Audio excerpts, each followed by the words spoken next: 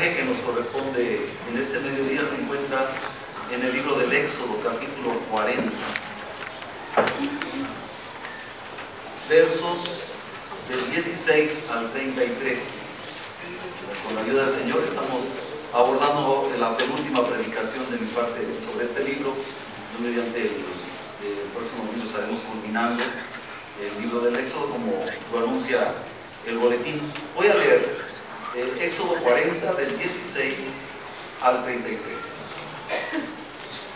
Y Moisés hizo conforme a todo lo que Jehová le mandó, así lo hizo. Así, en el día primero del primer mes, en el segundo año, el tabernáculo fue erigido. Moisés hizo levantar el tabernáculo y asentó sus basas y colocó sus tablas y puso sus barras e hizo alzar sus columnas. Levantó la tienda sobre el tabernáculo y puso la sobrecubierta encima del mismo, como Jehová había mandado a Moisés. Y tomó el testimonio y lo puso dentro del arca, y colocó las varas en el arca y encima el propiciatorio sobre el arca. Luego metió el arca en el tabernáculo y puso el velo extendido y ocultó el arca del testimonio, como Jehová había mandado a Moisés. Puso la mesa en el tabernáculo de reunión, al lado norte de la cortina, fuera del velo, y sobre ella puso por orden los panes delante de Jehová, como Jehová había mandado a Moisés. Puso el candelero en el tabernáculo de reunión, enfrente de la mesa, al lado sur de la cortina, y encendió las lámparas delante de Jehová, como Jehová había mandado a Moisés. Puso también el altar de oro en el tabernáculo de reunión, delante del velo, y quemó sobre él incienso aromático, como Jehová había mandado a Moisés. Puso asimismo la cortina a la entrada del tabernáculo, y colocó el altar del holocausto a la entrada del tabernáculo de reunión, y sacrificó sobre él holocausto y ofrenda, como Jehová había mandado a Moisés.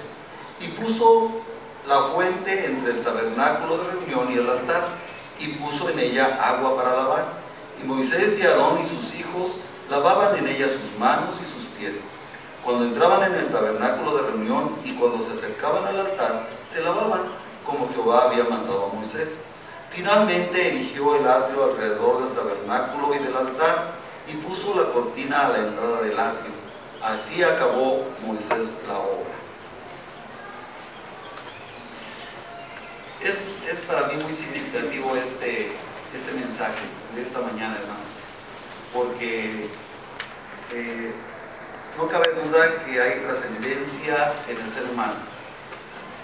Hemos hecho muchas cosas en nuestro planeta, lo hemos modificado, lo hemos transformado. Las fotos que podemos ver que toman los satélites, pues se muestra claramente cómo ha cambiado el planeta de hace unos años a la fecha. Sin duda somos seres humanos, capaces de transformar, capaces de formar, y ahí es donde entra esto especial.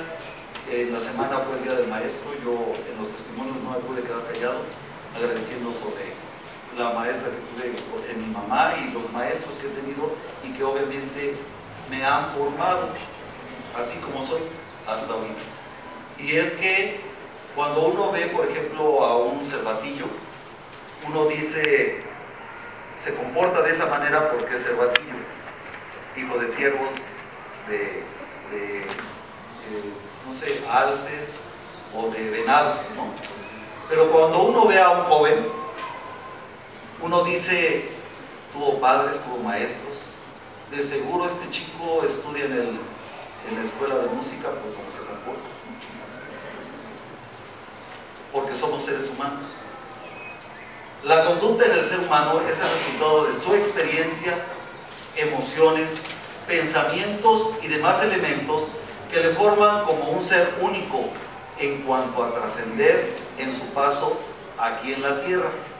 Es distinto de los animalitos que ellos se guían por instinto. Nosotros formamos una conducta. El propósito de todos los creyentes en Cristo Jesús como el perfecto Redentor y Salvador, el propósito de todos esos creyentes que nos han antecedido es participarnos de testimonios, referencias y conocimiento en general que nos capacite para ir moldeando una conducta cada vez más parecida a la del Señor. aquellos que vivieron antes que nosotros y que aceptaron a Cristo, trataron de dejar en nosotros huella, una huella como cristianos. Y nosotros ahora somos cristianos porque ellos nos enseñaron a ser cristianos. En ese tránsito es probable que nos parezcamos a algunos de ellos e incluso guardemos ejemplos de su conducta que nos inspire a esforzarnos cada día para llevar a cabo proezas, grandes o pequeñas, que modifiquen las expectativas y los anhelos de este mundo. Hace un ratito el hermano Octavio me honró al referirme, a hacer referencia mía con don Rolando Gutiérrez. Muchas personas saben, un hombre muy capaz, un pastor muy entregado. Entonces el hermano menciona, pero fíjense, en alguna ocasión, les voy a contar algo personal, en alguna ocasión, no sé si me confundieron o chuscamente dijeron que yo me parecía mucho al doctor Ernesto Zedillo y me indigné. Era el presidente en ese entonces de la República, pero yo no simpatizaba con él, era el presidente. En cambio, hay otras cosas que nos halagan, ¿no? Como que me den una referencia de parte del doctor Rolando Gutiérrez, a lo mejor no tan famosa como el doctor Zedillo, pero para mí muy digna. Pablo lo expresó de manera muy explícita: hijitos míos, por quienes vuelvo a sufrir dolores de parto, hasta que Cristo sea formado en vosotros. Una expresión que no sé si Pablo tenía conciencia de lo que es un dolor de parto, pero él decía: lo siento con las ganas de que ustedes sean formados, de que me nazca un hijo perfecto, un hijo sano, un hijo que pueda crecer, un hijo que pueda desarrollarse. Eso decía Pablo. ¿Qué sentimos nosotros cuando vemos jovencitos o niños como cristianos? ¿Qué nos lleva a reaccionar? Decir, tengo congoja, tengo cierto sufrimiento para que ustedes sean formados.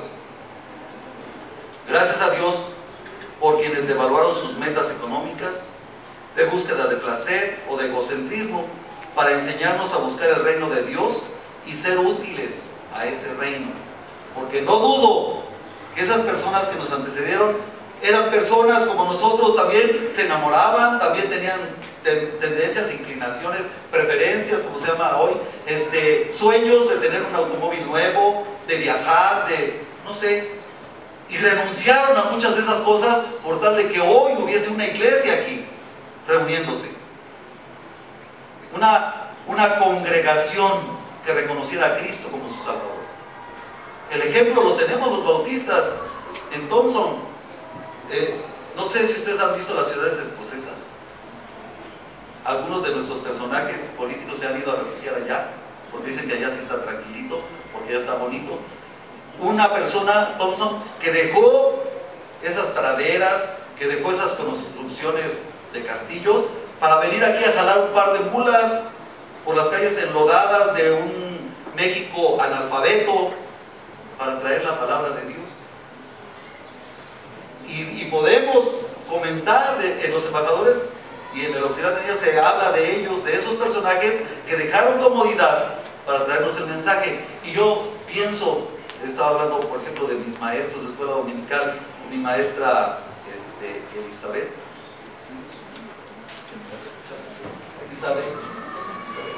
Isabel, le decíamos Chávez, una jovencita que prefería estar con un grupo de niñitos todos mugrientos, mocosos, porque éramos de una iglesia de acá de la orilla, no crean que de las grandes iglesias del centro, no, enseñándonos, preparándose y dándonos clases.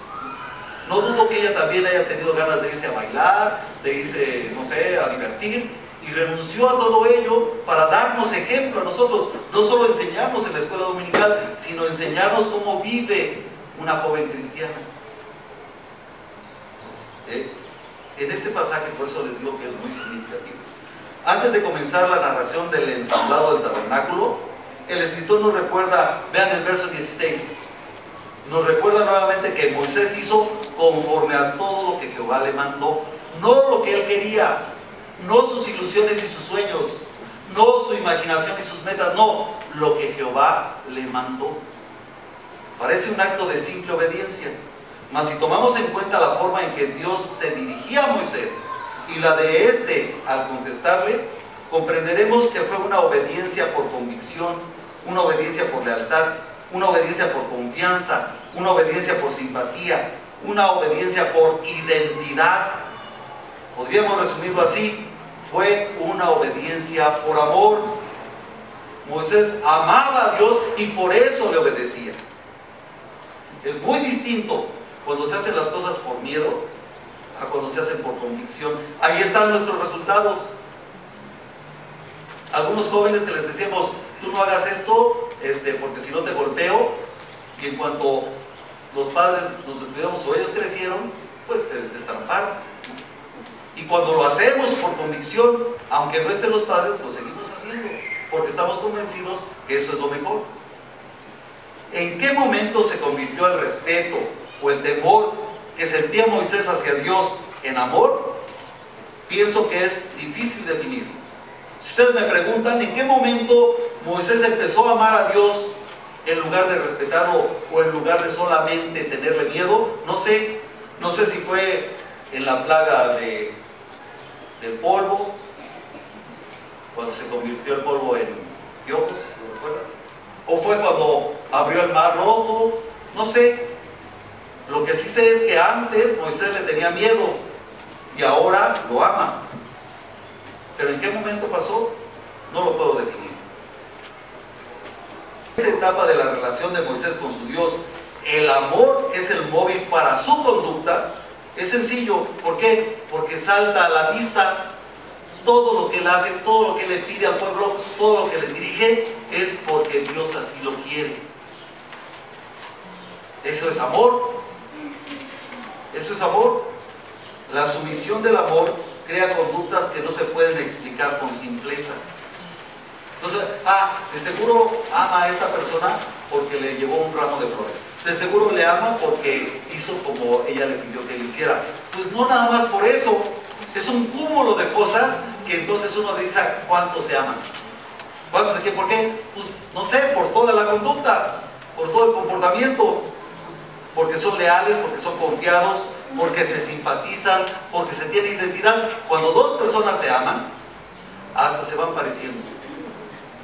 Hasta vemos a una y casi vemos a la otra. Ay, sí, igualita, igualito. Al momento de ensamblar, tuvieron que adecuarse las labores respecto de las instrucciones. Eso es importante, porque les comentaba que algunos hermanos me dijeron que iban a investigar una pregunta que yo hice: ¿cuántas veces se dice en el libro del Éxodo cómo se debería de construir el tabernáculo y cómo se deberían de construir sus muebles? Entonces este hermano me dijo, lo voy a investigar, lo estoy investigando. Bueno, y es peculiar porque aquí se tuvieron que adecuar esas instrucciones. Por ejemplo, antes de instalar los muebles del lugar santísimo, se debió colocar y fijar las bases para luego construir las paredes con las tablas y las barras y montar los travesaños donde descansaría la sobrecubierta de pieles que protegería todo el interior del recinto. No eran así las indicaciones eran: primero haz los muebles, primero consolídalos y después vas haciendo todo lo demás. Sin embargo aquí no, aquí se hizo primero el recinto. En las instrucciones no estaban definidos esos movimientos. Los constructores, tal vez asesorados por quienes les supervisaban, debieron planear de esa manera para evitar maltratar los muebles en demérito de la calidad de la obra. Es decir, si ponían primero los muebles al construir las paredes y construir el techo, a lo mejor los maltrataban. Entonces pensaron, dijeron, no, mejor primero hay que hacer el recinto y luego metemos los muebles. Lo planearon ellos. Y entonces evitaban depreciar el buen estado de la obra. Igualmente pasó con el arca, la cual fue armada antes de ingresar al sitio donde permanecería, incluyendo el depósito de las escrituras en piedra. Vean el verso 20. El testimonio, precisamente, son las tablas de piedra donde estaba escrito la ley, estaba escrita la ley por Dios. Entonces, las ingresaron y le pusieron la cubierta. Vean ese verso 20. Entonces sí, una vez que el arca completa fue llevada al interior, se colocó el velo que le protegería y aislaría conforme a lo planeado. Se puso la puerta. Se puso la puerta. Eso es importante, hermanos, porque la palabra es la palabra infalible. No podemos evitarla. Somos cristianos. Nuestra norma de fe y conducta. El primer artículo en la declaración de fe de las iglesias bautistas es la Biblia, nuestra norma de fe y conducta. Pero no se trata de dar de bibliazos. Un hermano un día vino conmigo a hacer una consulta. Yo les agradezco cuando hacen esto, y me dijo: hermano, fíjese que tal hermanito se comporta bien mal dentro del santuario, ¿no? Hace esto y esto y esto, y tengo ganas de decirle, exhortarlo, que no lo haga, pero vengo a decirle a usted, y sé cómo ve, si lo hago o no lo hago. Y le dije: claro que sí, la condición es que primero se haga su amigo, porque no es lo mismo recibir una instrucción de alguien extraño a recibirlo de un amigo. Hay que dar la palabra, pero hay que hacer estrategias para poderlas dar, para poder instruir, para poder exhortar, incluso hasta regañar. ¿De quién se deja usted regañar? ¿De un extraño? ¿O de alguien a quien le tiene confianza y que sabe que le puede dar ejemplo? Quiero compartirles algo muy personal en este mensaje. Como ser humano limitado por ser cambiante, individual, sujeto a la percepción de los demás y voluble por naturaleza, a veces hasta yo me choco de tan voluble que soy. Me gusta algo y al ratito ya no me gusta. O pienso en algo, en propósito, y luego ya no lo quiero. Me pregunto, en esa condición de ser limitado, de ser cambiante, de ser individual, ¿qué podría haber dejado verdaderamente en los demás, como padre de familia, como profesionista y como pastor, como ministro cristiano? ¿Qué de verdad yo pude formar en los demás? ¿Qué de verdad yo pude crear en los demás? Pero de veras, algo que digan, le estoy agradecido a Neftalí por esto o por aquello. No sé, es difícil, ¿no creen? Porque uno es muy limitado, y las personas que están más cerquita de uno son las que más saben de qué pie cojea uno. No sé cuántas veces yo le dije a Isaac: no mientas, y no sé cuántas veces él me cachó a mí mintiendo, por ejemplo. No lo sé, él a lo mejor tiene cuentas. O le dije: cómete todo, y él me cachó dejando a mí parte de la comida que no me gustaba. Pienso en estas condiciones, en estas circunstancias, y creo que un factor importante es reconocer ante mis hijos, mis alumnos y mis hermanos en la fe, precisamente eso, que soy un ser humano con todas las cualidades, pero también con todas las salvedades del caso. Y sinceramente hoy, esto no lo he platicado con Isaac ni con Ana Elena, pero creo que de las cosas que yo pude haberles dejado mejores, si se puede haber algo mejor en un padre humano, es reconocer cuando me equivocaba. El poder alguna vez haberle dicho: ven Isaac, ven, quiero que me perdones porque me equivoqué en esto. O oye Ana Elena, quiero que me disculpes, hija, porque la regué. No debí de haber dicho esto y lo dije. Yo creo que es lo mejor que pude haberle dejado como ser humano. Y es solo el amor que tengo por ellos. La diferencia entre un actuar despreocupado, o que tengo por ustedes, perdón, que hay entre un actuar despreocupado y el ejercer la tarea con esfuerzo y constancia, no con perfección, no con pulcritud, sino con esfuerzo y constancia. El decir: hoy no puedo decir una mala palabra. ¿Por qué? Porque a lo mejor ahí anda uno de mis jóvenes y le escucha y va a decir: pues si el pastor puede decir maldiciones, ¿por qué yo no? Y el decir, ay, yo estoy tan enojado que ahorita me agarraría a golpes con este señor que está aquí, no dejándome entrar al metro, eso. Pero que yo tengo que esforzarme por reprimir ese coraje y decir, porque puede haber por aquí alguno de mis secundarios y no quiero darle un mal ejemplo y decirle, así es como uno resuelve los problemas. En las ocasiones que yo tuve que suprimir mis emociones para que mis hijos no aprendieran una forma mala de ser cristianos, porque ellos siempre supieron que tenían un padre cristiano. Y es solo el amor que Cristo mostró por mí lo que puede lograr que un simple acto humano se transforme en experiencia de vida a través del perdón, la reconciliación y el afecto. Les decía que es un tema muy desafiante para mí, porque el primero que pasa por la balanza soy yo. ¿Qué ven en mí los muchachos? ¿Qué ven en mí las señoritas? Que si llega una alumna de las clases que doy secularmente y se sienta ahí y oye que yo estoy hablando del respeto hacia la mujer, ¿qué va a pensar del maestro que tiene secularmente? Por su mente, yo creo que va mi conducta. Este señor me respeta bien en el salón de clase. Este señor cuida su lenguaje en el salón de clase.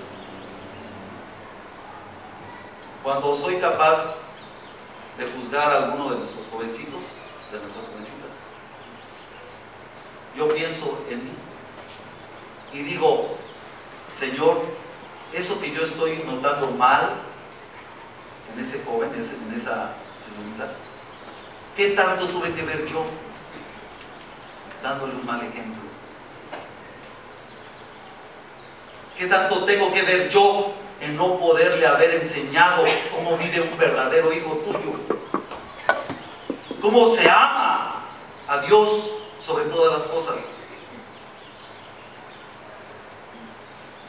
Aquí, algo muy importante, porque en la vida hay que improvisar, pero desde el corazón, lo puse entre comillas, porque como buenos cristianos y como buenos cristianos bautistas, obviamente no nos gusta improvisar, pero se trata de improvisar desde el corazón, como lo leyó nuestro hermano Alberto hace un ratito en la primera carta de Juan. Mirad cuál amor nos ha dado el Padre, por eso el mundo no nos conoce, porque en el mundo yo me vengo, porque en el mundo yo me desquito, porque en el mundo yo soy yo, con todas mis posibilidades y con todo lo que puedo hacer. Pero el Señor Jesucristo dijo, entre ustedes no será así. El que quiera ser el mayor, tiene que ser el que sirva.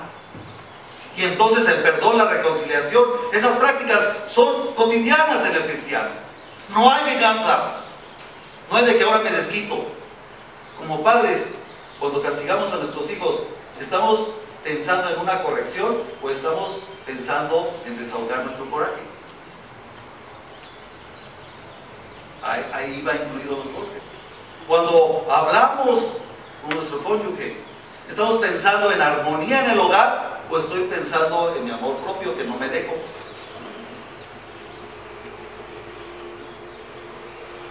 Eso es el mundo, hermanos. Hay que ver simplemente la política. ¿Ustedes creen que algún día se lleguen a abrazar Trump y Maduro? Pero son en el mundo. Pero entre los cristianos, si fueran cristianos, ¿se lo demandaríamos? ¿Se los demandaríamos? Claro que sí. Después de instalar el arca, llevando en su interior el testimonio, se amobló el siguiente sitio con la mesa, el candelero y el altar de oro, en el verso 22. Una vez colocado cada inmueble, se pusieron a funcionar con esmero, de acuerdo a lo instruido. Los panes fueron puestos por orden en la mesa. Verso 23, a mí me llama la atención esto. Verso 23, y sobre ella puso por orden los panes. Y yo preguntaba hace rato, ¿cómo es poner por orden los panes? ¿Usted pone por orden algo en la mesa cuando va a servir? ¿Qué? Los cubiertos, más la comida y se la comieran así, ¿no se llenarían? Entonces, ¿para qué se ponen por orden? ¿Por qué se pone mantelito? ¿Y por qué se pone el plato hondo y el plato? ¿Para qué? Ah, es la presentación. La presentación, ¿cómo se presentan? Así nosotros. ¿Pero qué tiene? Si yo les hablo así, pues si soy cristiano. Pues no, somos especial para el Señor. Debemos de tener una presentación, la presencia del Hijo de Dios.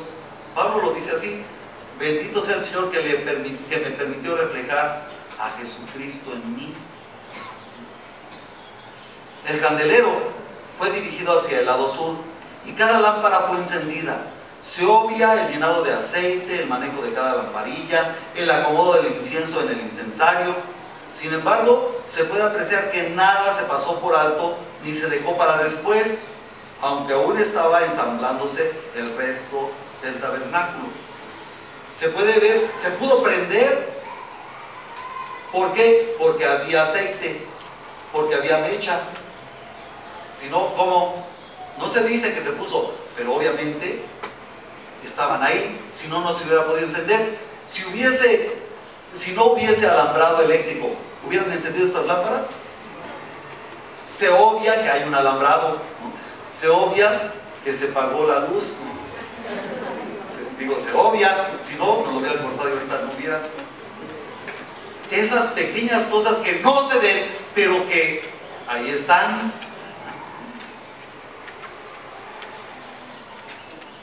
Tengamos la delicadeza de ver la cara de las personas que amamos.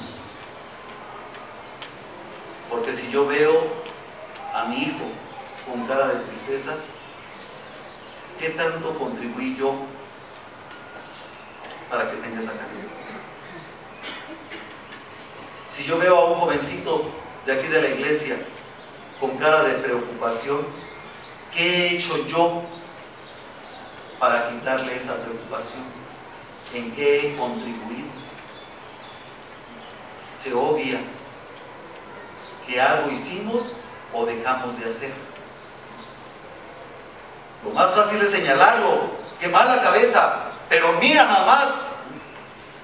Pero hay que pensar en nuestra contribución. En el mundo caído se practica la omisión de responsabilidades y tareas, al margen de que hayan sido asignadas o voluntarias. ¿A qué me refiero? A que hay tareas que uno no quiso. Por ejemplo, yo, desde que nací, asumí el rol de ser varón. Yo no quise ser varón, nací varón. Entonces, aprendí a ser varón porque nací varón. Ajá.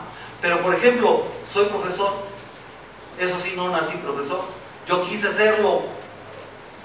Entonces tengo que comportarme como un profesor porque yo quise ser profesor. Entonces por eso digo que tareas asignadas o voluntarias. Pero en el mundo se estila, pues no le hace, pues yo no lo pedí, yo no quise, pues yo, deshacerse de responsabilidades. Estamos en el mundo como cristianos. En consecuencia, los creyentes nos vemos tentados a imitar esa conducta, ya sea por comodidad, por irreflexión o por temor.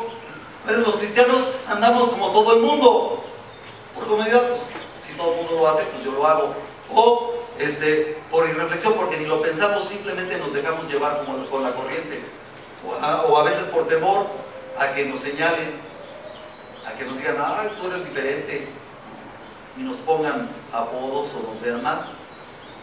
El consejo para un cristiano es, de parte de Pablo: procura con diligencia presentarte a Dios aprobado, como obrero que no tiene de qué avergonzarse. Sí, tú eres mamá, sí, pero soy una madre cristiana. Sí, tú eres hija, sí, pero soy una hija cristiana. Sí, tú eres ciudadano, sí, pero soy un ciudadano cristiano. Eres estudiante, ¿todos los estudiantes matan clase o no? Todos los estudiantes les ofrecen una sorpresa a sus maestros para que los pasen. Pero ustedes son estudiantes cristianos. Sí, pero yo soy cristiano. Es diferente.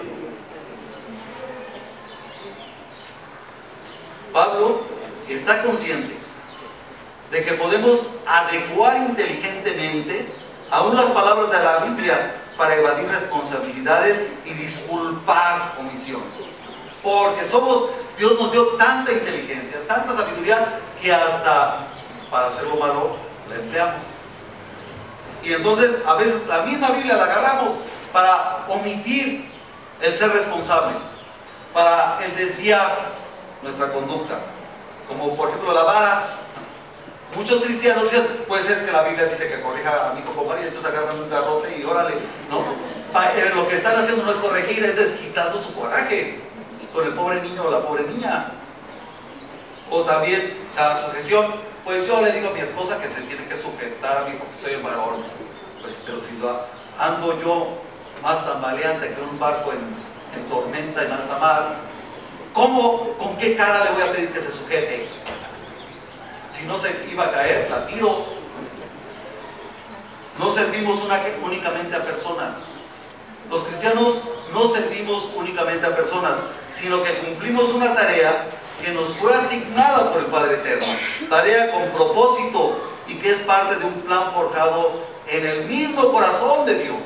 Nosotros tenemos que tener conciencia. El Señor, desde su corazón, formó un plan y ahí entramos como iglesia. Entramos como pueblo suyo. Sabía que en pleno comienzo del siglo XXI esto iba a estar hecho un caos. Por eso nos puso aquí. Por eso le puso a usted aquí.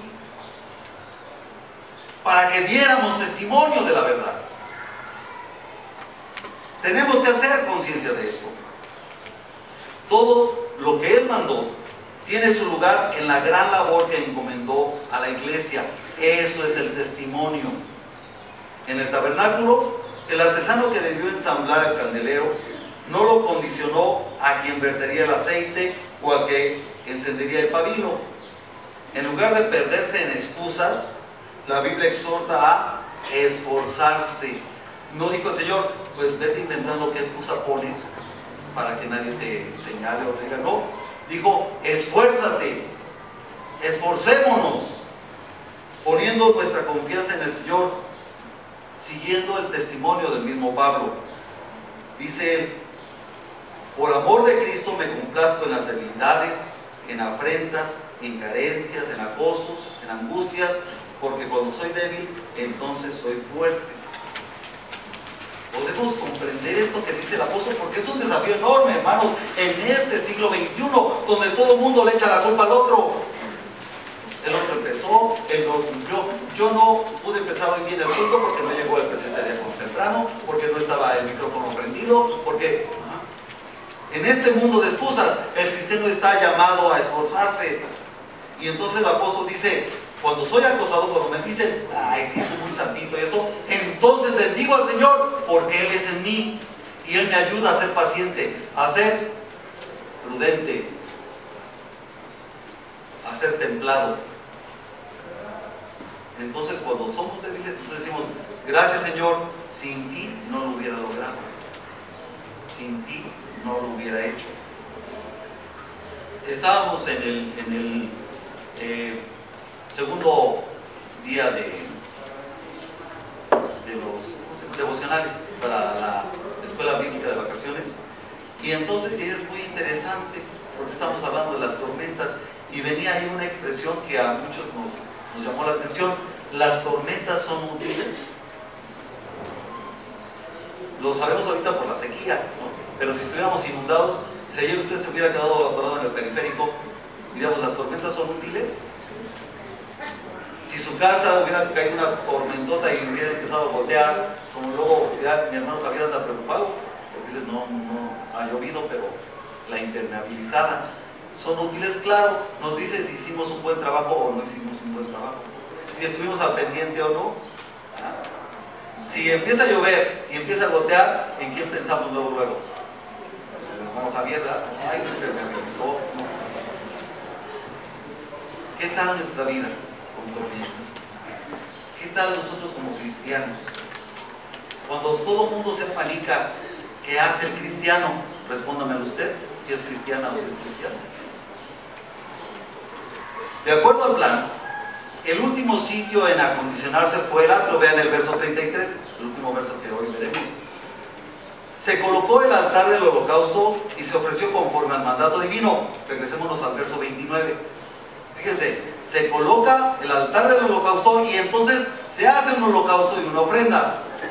La fuente está descrita con posterioridad. Vámonos al verso 30.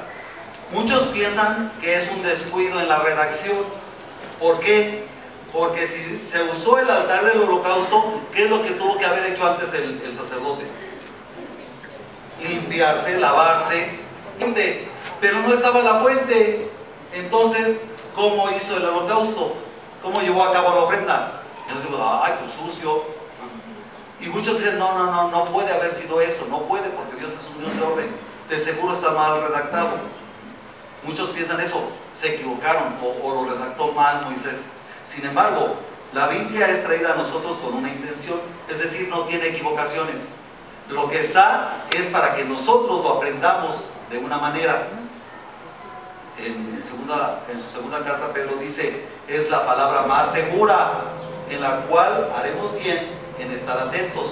Bueno, de acuerdo a esta expresión, podemos apreciar que aparentemente este desarreglo nos lleva a la congruencia de Jesús en el Antiguo Testamento cuando afirmó: el día de reposo fue hecho por causa del hombre y no el hombre por causa del día de reposo. Lo que Dios nos dio es para que nosotros contribuyamos al crecimiento de mi hermano y a crecer nosotros mismos como humanos cristianos, y no para desvirtuar, para acusar, para destruir, para dañar. No para eso. Que si yo tomo la palabra para golpear a alguien, estoy mal, porque no tengo el Espíritu del Señor.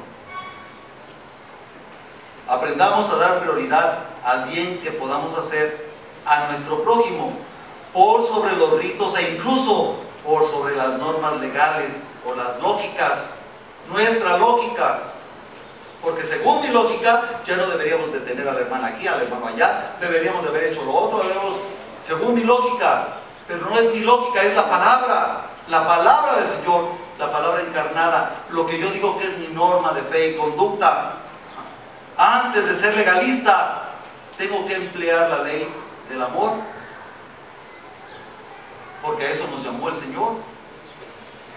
De todos modos, la fuente no fue puesta de balde, no porque por alguna circunstancia fuera omitido su uso, esto se convertiría en costumbre. A veces nosotros olvidamos algo y nos va bien. A veces dejamos de leer la Biblia una semana y decimos, ay, hasta me dieron un aumento y me rindió más el tiempo porque no tomé esos 15 minutos. Uy, me pude dormir otros 15 minutos, me rindió más el tiempo. Pero que no se nos haga costumbre, porque si se nos olvidó fue olvido.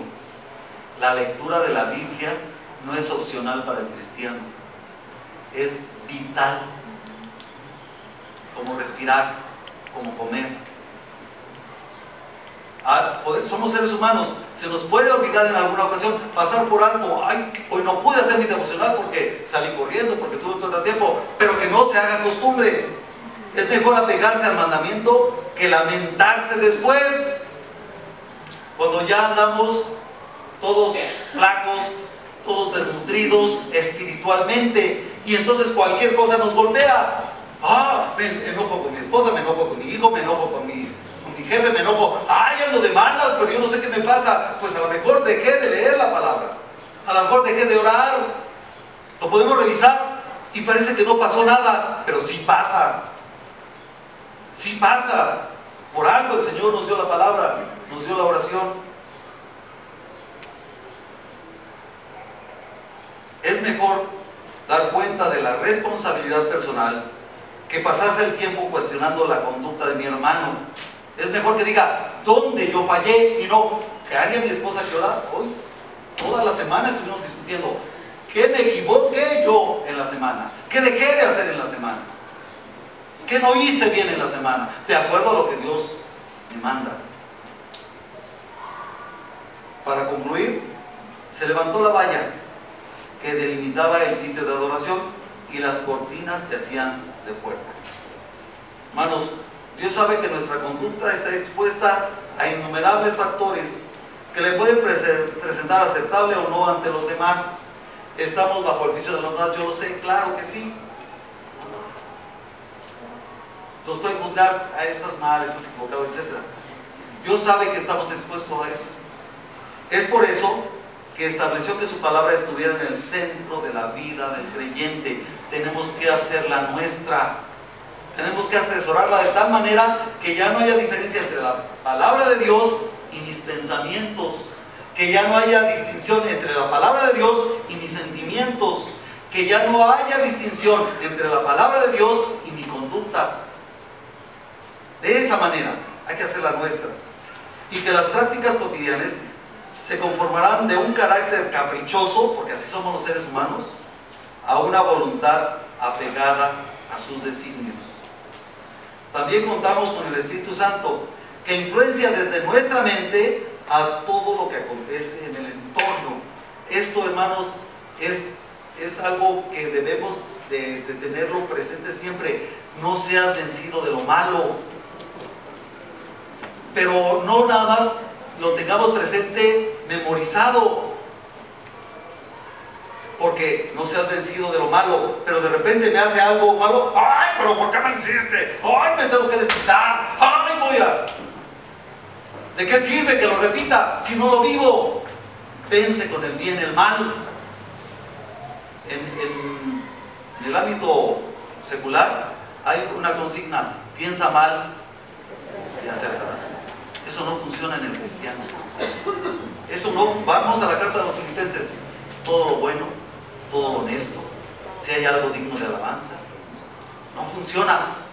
No lo usemos, porque lo primero que se viene, de seguro la hermanita anda haciendo esto, de seguro.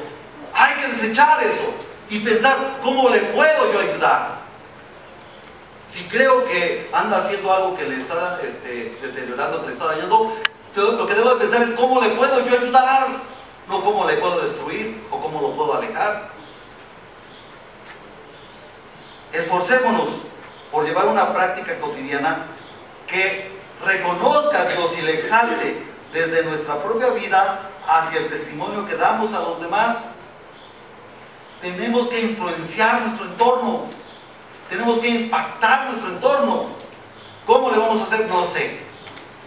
Dios sí. Pongámonos en sus manos, hagámoslo con confianza. Señor, una persona imperfecta, una persona con defectos, una persona, miren, yo la verdad, voy a confesarles algo, perdón, pero pasan los embajadores, se ganaron en primer lugar. Yo de niño, como ustedes saben, fuimos a iglesias cristianas, mi hermana se ganó varios primeros lugares, en oratoria, y yo ninguno. Era malo, todo, pero cómo me gustaba concursar. Yo me deleitaba en concursar, en estudiar e ir y concursar. Aspiraba, siempre aspiré a ganar algo, no lo gané. Pero le doy gracias a Dios de que lo disfruté. Yo fui un niño feliz, créanme. Fui un niño feliz, de verdad. Hoy, en retrospectiva, digo, pues qué feliz era yo. Y por eso cuando veo las caritas de nuestros jóvenes, de nuestros adolescentes, de nuestros niños tristes, preocupados, cuando vienen aquí lloran y dicen, tuve problemas con mi papá, con mi mamá, me despreciaron, me dijeron, me acusaron. Ay, hermanos, mi corazón sufre, porque es nuestra responsabilidad formarlos. Dios nos los dio. No es chiripada, no es un azar que estén aquí, no, Dios nos los dio, eso creemos. Dijera Pedro, nos nacieron. ¿Cómo desprecia uno algo que le nació? ¿Cómo es posible? Si nosotros, sus padres espirituales, no nos amamos, ¿quién nos va a amar? Si nosotros que estamos aquí de carne y hueso no los amamos, ¿cómo? Señor, ámalos. ¿Cómo? Si Él nos mandó a nosotros para que hiciéramos esa labor. Esforcémonos, Hagámoslo con confianza. Señor, lo que a mí me falta, tú puedes poner. Lo que yo no puedo lograr, Señor, yo confío en que tú lo vas a hacer. Lo que yo no pueda perdonar, lo deposito en tus manos. Y tú lo vas a hacer. Porque fiel es el que nos llama, el cual también lo hará.